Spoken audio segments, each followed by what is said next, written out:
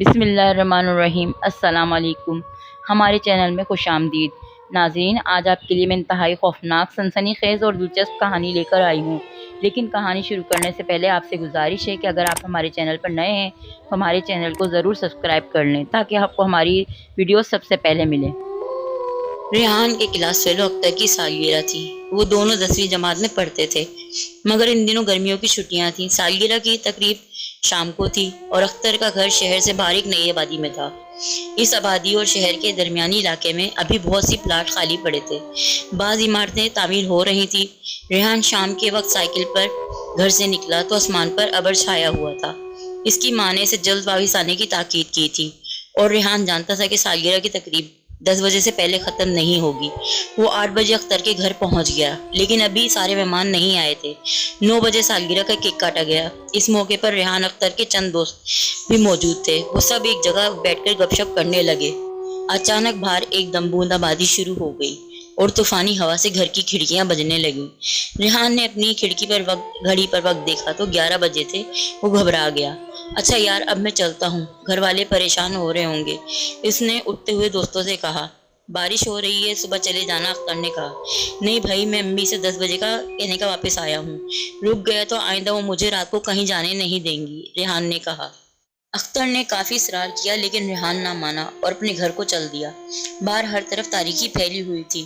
بارش اتنی تیز تھی لیکن طوفان لمحہ بہ لمحہ بڑھتا جا رہا تھا۔ ذرا سی دیر میں اس کے کپڑے بارش میں بھیگ گئے۔ تیز ہوا اور بارش کے سبب سائیکل کی رفتار تیز نہ تھی، جبکہ اس کا گھر وہاں سے تقریباً نصف گھنٹہ فاصلے پر تھا۔ 10 منٹ بعد وہ خالی پلاٹوں اور زیر تعمیر عمارتوں والے درمیانی علاقے سے پہنچا ہی تھا کہ اچانک سائیکل کا پچھلا ٹائر پنکچر ہو گیا اور سائیکل رک گئی۔ ریحان کو سائیکل پر بے تحاشا غصہ آنے لگا۔ ایک تو طوفانی بارش، وہ پریشان تھا، اوپر سے سائیکل کے پنچر ہونے کی مصیبت۔ بارش کے تھپیڑے اس کے چہرے پر پڑ رہے تھے۔ طوفان میں شدت آ گئی تھی، تیز ہوا کی سیٹیاں گونج رہی تھیں۔ بارش کی آواز کے ساتھ طوفانی ہوا کا شور مل کر ماحول کو خوفناک بنا رہا تھا۔ یوں لگتا تھا ہزاروں بدروہیں چلا رہی ہیں۔ پنچر سائیکل کے ساتھ پیدل چلنا اسے عذاب لگ رہا تھا۔ اس نے سوچا کہ بارش رکنے کا انتظار کرنا چاہیے، مگر اس وقت تک بارش میں کھڑے رہنا بھی دشوار تھا۔ چنانچہ اس نے پناہ گاہ کی تلاش میں ادھر ادھر دیکھا۔ بائیں ہاتھ پر ایک زیر تعمیر عمارت دکھائی دی۔ اس عمارت سے ہلکی ہلکی روشنی باہر آ رہی تھی۔ وہ سائیکل ہاتھ میں پکڑے اس عمارت کی طرف بڑھنے لگا۔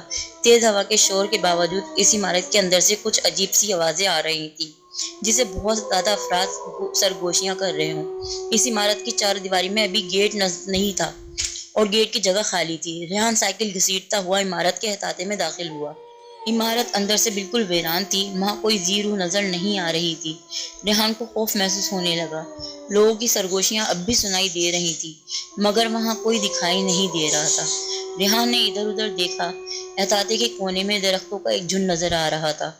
ہلکی ہلکی روشنی اس جھنڈ سے نظر آ رہی تھی۔ ریحان نے توجہ سے سننے کی کوشش کی اور اسے محسوس ہوا کہ سرگوشیوں کی آواز اس طرف سے آ رہی ہے۔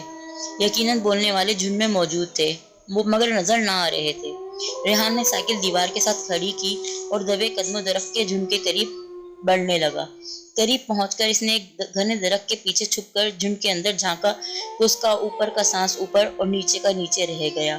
خوف کی شدت سے اس کے منہ سے چیخیں نکلتے رہ گئیں، کیونکہ اس جھنڈ کے اندر خالی جگہ پر 3 عورتیں رقص کرنے میں مصروف تھیں۔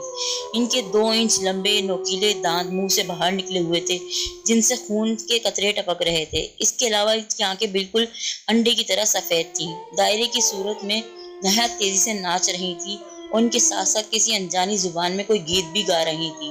ان کی آواز بھی ان کی شکلوں کی مانند خوفناک تھی۔ ناچنے والی عورتوں کے درمیان زمین پر ایک صندوق رکھا تھا، جس کے گرد چراغ روشن تھے، مگر صندوق کے اندر کا منظر نہایت ہولناک تھا۔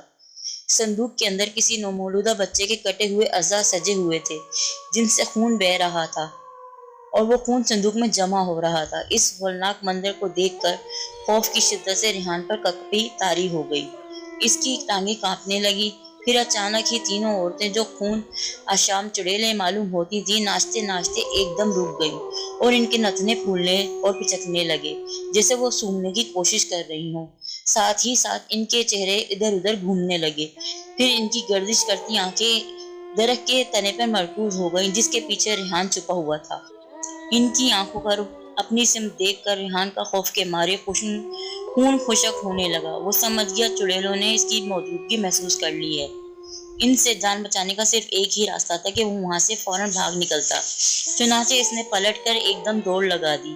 دوڑتے ہوئے اسے اپنے پیچھے درندوں کے چنگھاڑنے کی آوازیں سنائی دینے لگی۔ اس نے دوڑتے دوڑتے چہرہ گھما کر پیچھے دیکھا تو دہشت کے مارے اس کی گگی بن گئی، کیونکہ وہ تینوں چڑیلیں پرندوں کی مانند پرواز کرتی اس کے پیچھے آ رہی تھی۔ ریحان گھبرا کر اور تیزی سے دوڑنے لگا، لیکن وہ بار بار سر گھما کر چڑیلوں کی طرف دیکھنے لگا جو اس کے خون کی پیاسی معلوم ہو رہی تھی۔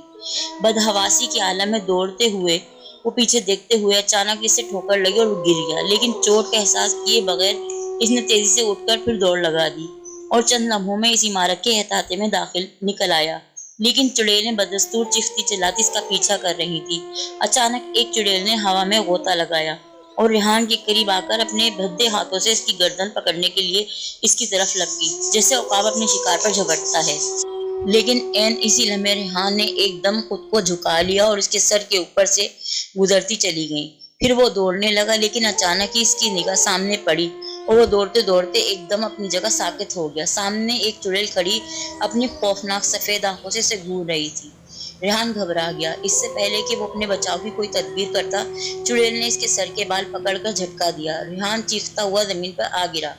چڑیل تیزی سے اس کی گردن پر جھک گئی اور اس کی شہرگ پر اپنی لمبی زبان پھیرنے لگی۔ ریحان سمجھ گیا کہ وہ اس کی شہرگ میں اپنے دانت پیوست کر کے خون چوسنا چاہتی ہے۔ اس نے خوفزدہ ہو کر ایک دم چڑیل کو پیچھے دھکا دیا، لیکن چڑیل نے فوراً اس کی ایک ٹانگ کو اپنی گرفت میں لے لیے اور اپنے نوکیلے دانت گاڑ دیے۔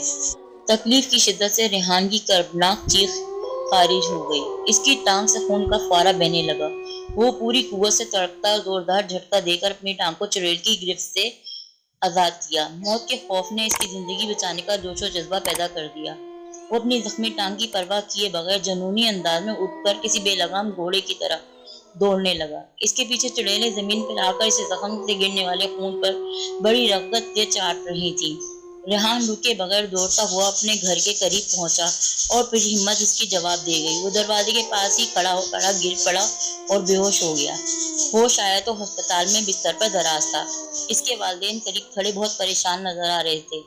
ایک ڈاکٹر ریحان کی طرف اشارہ کر کے انہیں بتا رہا تھا ان کی ٹانگ پر نہایت زہریلا زخم تھا، جسے کسی سانپ یا بچھو نے کاٹا ہو، لیکن یہ سمجھ نہیں آیا کہ اتنا گہرا زخم کیسے آ گیا۔ زہر پورے جسم میں پھیل سکتا تھا، اس لیے ہمیں مجبوراً ان کی ٹانگ کاٹنا پڑی۔